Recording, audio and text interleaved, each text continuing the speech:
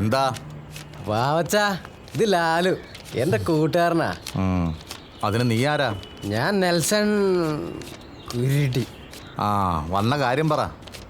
ഇവൻ്റെ കാര്യം വലിയ കഷ്ടത്തിലാ. പിന്നെ എൻ്റെയും. ഇവിടെ വല്ല ജോലിയും കിട്ടുമെന്നറിയാൻ വേണ്ടി വന്നതാ. പണി തരാൻ ഇതെന്താ എംപ്ലോയ്മെന്റ് എക്സ്ചേഞ്ച് ആണെന്ന് വിചാരിച്ച? അല്ല, വാവച്ചന് മണൽ കിടത്തുന്ന ബിസിനസ്സൊക്കെ ഉള്ളതല്ലേ. ഞങ്ങൾ ക്ലീനായിട്ട് മണൽ കിടത്താം. വാവച്ചനൊന്നും പറഞ്ഞില്ല. നിങ്ങൾ പറഞ്ഞ പണിയൊക്കെ നിർത്തിയിട്ട് കാലം ഒരുപാടായി. ഇപ്പോൾ വണ്ടി എടുത്തിട്ട് CC അടയ്ക്കാത്തവരെ പിടിക്കല പുതിയ പണി. അതിന് നിങ്ങളെപ്പോലുള്ള ചെറിയ ചെക്കന്മാർ പോരാ. ചെക്കന്മാരോ? ആ ഗവൺമെൻറ് ഹോസ്പിറ്റലിൽ ചെന്ന് ആ SI ഒന്ന് കണ്ടാൽ മതി. അപ്പം മനസ്സിലാവും വാവച്ചന് ഞങ്ങളെ. മൂക്കിൽ കൂടെ ശ്വാസം പോലും കിട്ടായ 2ാമത്തെ വാർഡിൽ കിടപ്പുണ്ട്. ഒരു 8 പേര് വന്നാലും ഞങ്ങളെ ഒന്നും ചെയ്യാൻ പറ്റില്ല വാവച്ചാ. ഏയ്, അതൊന്നും ശരിയാവൂലെന്ന്. നിങ്ങൾ പോയി വേറെ വല്ല പണി നോക്ക്.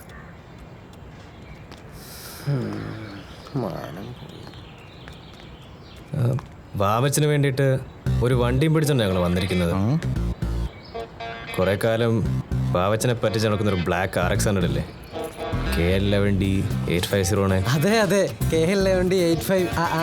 അതും പിടിച്ചാണ് ഞങ്ങൾ വന്നത്. വണ്ടി പുറത്ത് കിടപ്പുണ്ട്. താക്കോല്. എത്ര കഷ്ടപ്പെട്ടിട്ടാന്നറിയോ വാവച്ചാ ഞങ്ങളത് പിടിച്ചോണ്ട് വന്നേ.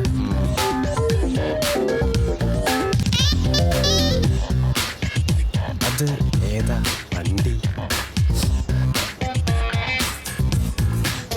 ഇക്രുവിന് ഒറ്റിക്കൊടുത്തത് കുരുടിക്ക് താങ്ങാവുന്നതിലും അപ്പുറത്തായിരുന്നു.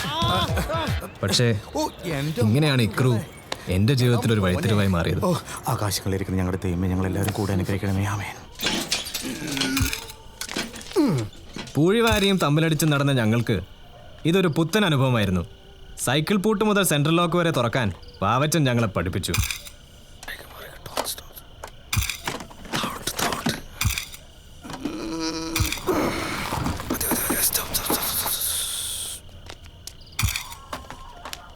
എന്താണ് തുറക്കുന്നില്ല? ഞാൻ വെള്ളം എടുത്തിട്ട് വരാം. അയ്യോ, ലാലു വെള്ളമില്ല.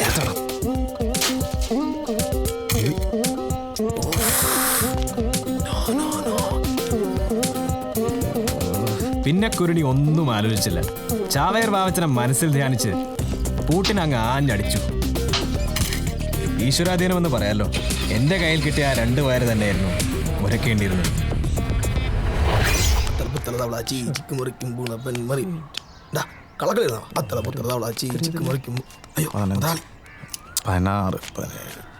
അങ്ങനെ വിജയകരമായി ഞങ്ങൾ ആദ്യത്തെ ദൗത്യം പൂർത്തിയാക്കി.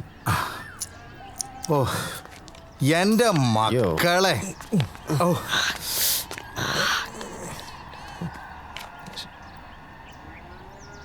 ഈശ്വരാ. അമ്മേ, അമ്മേ. വരുന്നു ഹരി. നീ വല്ലതും കഴിച്ചോ?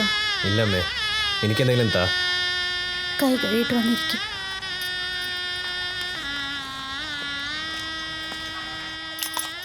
അമ്മയുടെ മുഖം കണ്ടിട്ട് ഇന്നും അച്ഛൻ്റെ ആണ്ടാണോ എന്ന് ഞാൻ സംശയിച്ചു പോയി. എന്താ അമ്മേ? ഉമ്മറിൻ്റെ ഉമ്മയെ ഞാൻ ഇന്ന് കണ്ടിരുന്നു. അവൻ പഠിച്ച് പാസ്സായി ഗൾഫിലേക്ക് പോയി. എന്ന് പോയാലും ശരി, അവനൊരു നല്ല ജോലി കിട്ടിയിട്ടുണ്ടെന്ന് ഉമ്മയ്ക്ക് കത്തെഴുതിയിട്ടുണ്ട്. നിനക്കും അങ്ങനെ എന്തെങ്കിലും ഒരു നല്ല ജോലിക്ക് ശ്രമിച്ചൂടെ ഹരി? നീ വെറുതെ ടെൻഷൻ അടിക്കണ്ട സൈമ. നമുക്ക് എല്ലാത്തിനും ഒരു പരിഹാരം ഉണ്ടാക്കാം. എല്ലാം ഉമ്മറ് കാരണം.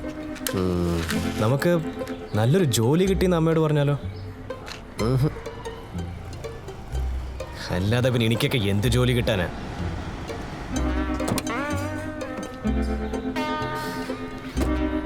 ബാബു സുനിലേ, പണി തുടങ്ങിക്കോ.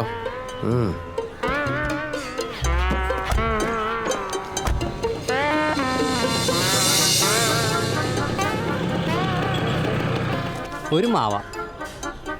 ബട്ടറ്.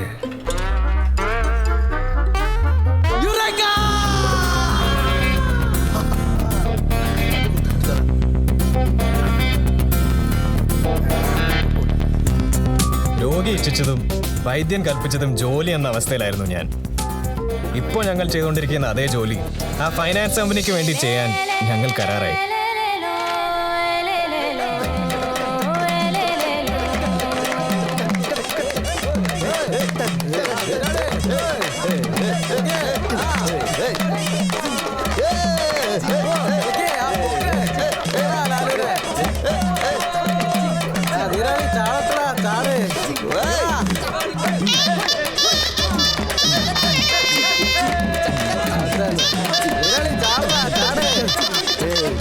കണ്ടോ അമ്മ, അമ്മയുടെ മകന് ശാസ്ത്ര ഫിനാൻസിലെ മാനേജറായി ജോലി കിട്ടി.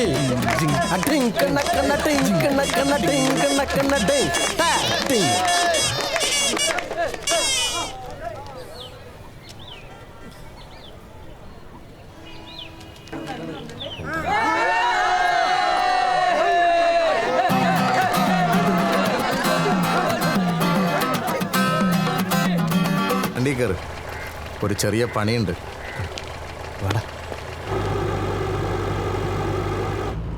പതിവിന് വിപരീതമായി വാവച്ചൻ വളരെ സീരിയസ് ആയിരുന്നു. അയാളുടെ കണ്ണിലെ തീ എനിക്ക് കാണാമായിരുന്നു.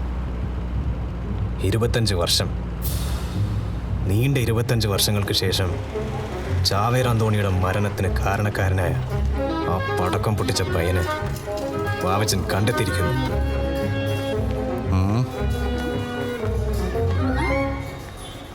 ഇല്ല. അതെ പെണ്ണുമുള്ളേ, ഈ ഫൽഗുവിന്റെ റൂം ഏതാ?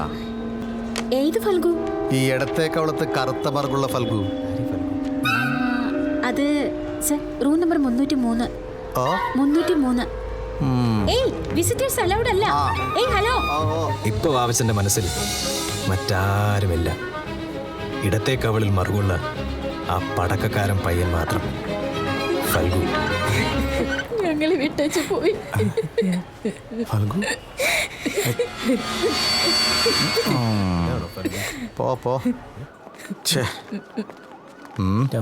വഴി തെറ്റിയ സിസ്റ്ററെ, ഈ റൂം നമ്പർ 303 ഏതാ? ഇതാണ്. പക്ഷേ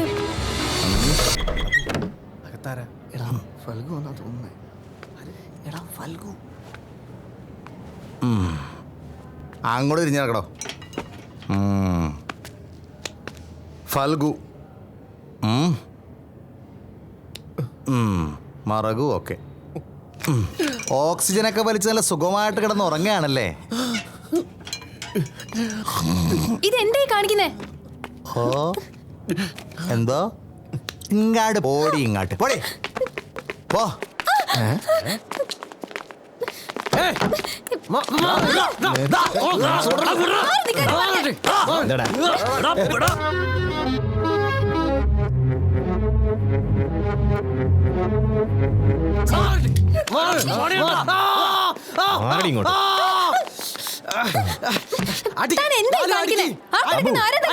ഇതിനെ പിടിച്ച് മാറ്റടാ, നിർത്തി. 12 വർഷത്തെ കളരി കാറ്റിൽ പറത്തിക്കൊണ്ടായിരുന്നു അവളുടെ അടി.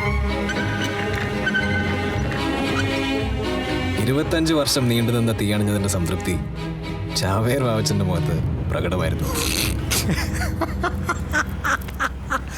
വാവച്ചന്റെ ചിരി കണ്ടപ്പോ ഒരു പടക്ക കമ്പനി മൊത്തം കത്തിച്ചു വന്ന പോലെ തോന്നി. പക്ഷേ പണി പാളി. ഞങ്ങളുടെ കണക്കുകൂട്ടലുകൾ മുഴുവനും തെറ്റിച്ചുകൊണ്ടായിരുന്നു വാവച്ചന്റെ ആ പ്രകടനം. ഉള്ളന്തോടെ ഞാൻ പൊട്ടി. അവന്റെ ഒരു ഓക്സിജനും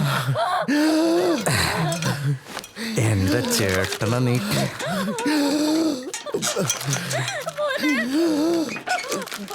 മിണ്ടരുത്, കൊന്നുകളയും ഞാൻ.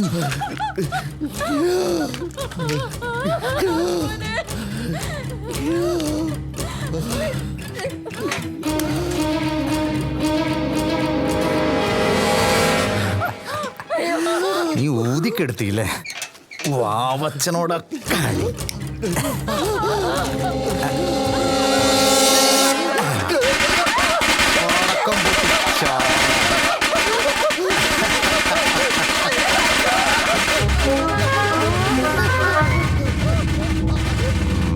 ചത്തവൻ എന്തിനാ ആപ്പിള്?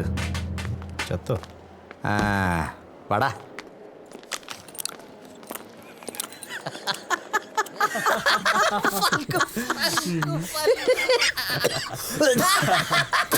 എടാ വികടാ, നീ അധികം ചിരിക്കണ്ട. നീ ഉണ്ടാകുന്നെങ്കിലും വാവച്ചൻ അബദ്ധം പറ്റിയേനെ. എന്നാലും ഭാവത്തിന് ആപ്പിളും കടിച്ചോണ്ട് വന്ന് സീനെ. അത് കിടുവായിട്ടോ. എന്നാലും ലാലുണ്ടായിട്ട് ഇതെങ്ങനെ പറ്റിയെന്നാ എനിക്ക് മനസ്സിലാവാത്തത്. അതിന് ലാല് വടിയിട്ട് കിടക്കുമായിരുന്നല്ലോ. ഓ, പറഞ്ഞതുപോലെ നിങ്ങളതറിഞ്ഞില്ലല്ലോ അല്ലേ? ലാലും ഉണ്ടല്ലോ. എല്ലാ ദിവസത്തെയും പോലെ ഒരു സാധാരണ ദിവസം മാത്രമായിരുന്നു ഞങ്ങൾക്കത്. പക്ഷേ ഞങ്ങളെ ഞെട്ടിച്ചുകൊണ്ടായിരുന്നു ആ വാർത്ത വന്നത്. വാവച്ചനെ കൊന്നടാ.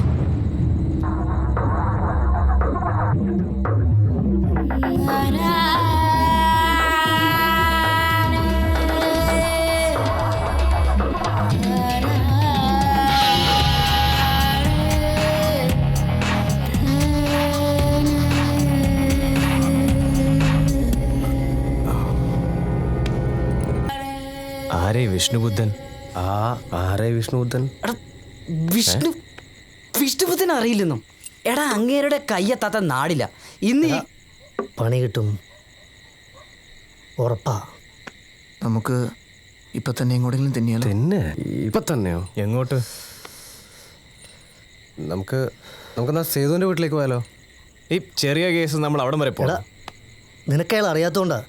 നീ വാ ലാലു. നിനക്ക്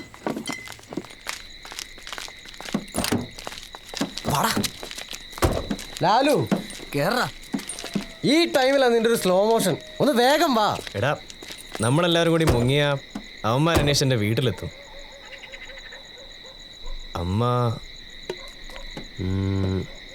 അമ്മയെ നമുക്ക് വേറെ എങ്ങോട്ടെങ്കിലും മാറ്റാം.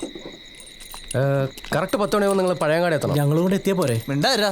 രണ്ട് ഗുണ്ടകൾ വന്നേക്കണു പേര് പറയാനായിട്ട്. നമ്മൾ വരുന്ന കാര്യം സേതുവിനെ വിളിച്ച് പറ. ഓക്കെ ലാലു.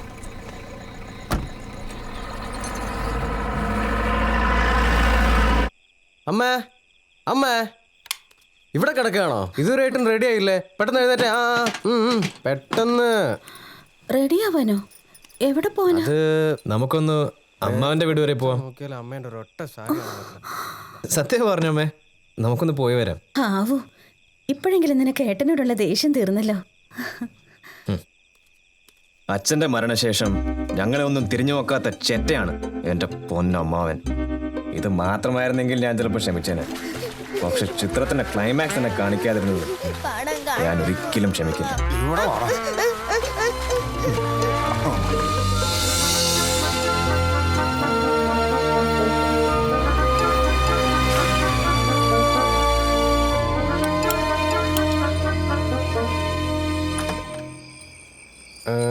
ജനാർദ്ദനൻ ചേട്ടനാണോ?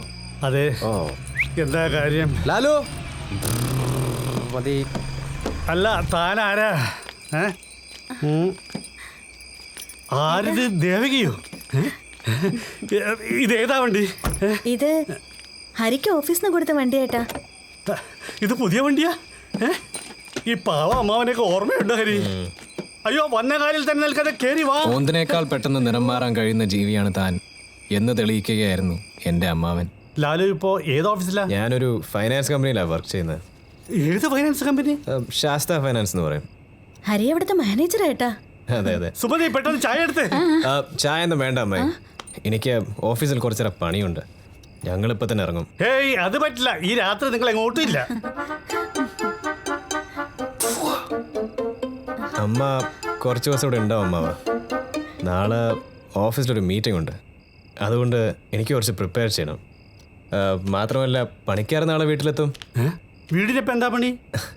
അതൊന്നും കാര്യമായിട്ടില്ല, വീടൊന്ന് പുതുക്കി പണിയുന്നു, അത്രമാത്രം. അതിനിപ്പോ ഒരുപാട് കാശാവില്ലേ? ഒരു മാനേജർ വിചാരിച്ച 10-20 ലക്ഷം മറിക്കാനാണോ ബുദ്ധിമുട്ട്? 20 ലക്ഷം? എന്നാ ശരി അമ്മാവ, ഞങ്ങൾ ഇറങ്ങാം. അങ്ങനെയൊക്കെ പോയാലോ? നീ ഗീതനെ കണ്ടിട്ട് ഒരുപാട് നാളായില്ലേ? അവൾ ഇന്നുകൂടെ നിന്റെ കാര്യം പറഞ്ഞതേ ഉള്ളൂ അല്ലേ സുമതി? പിന്നെ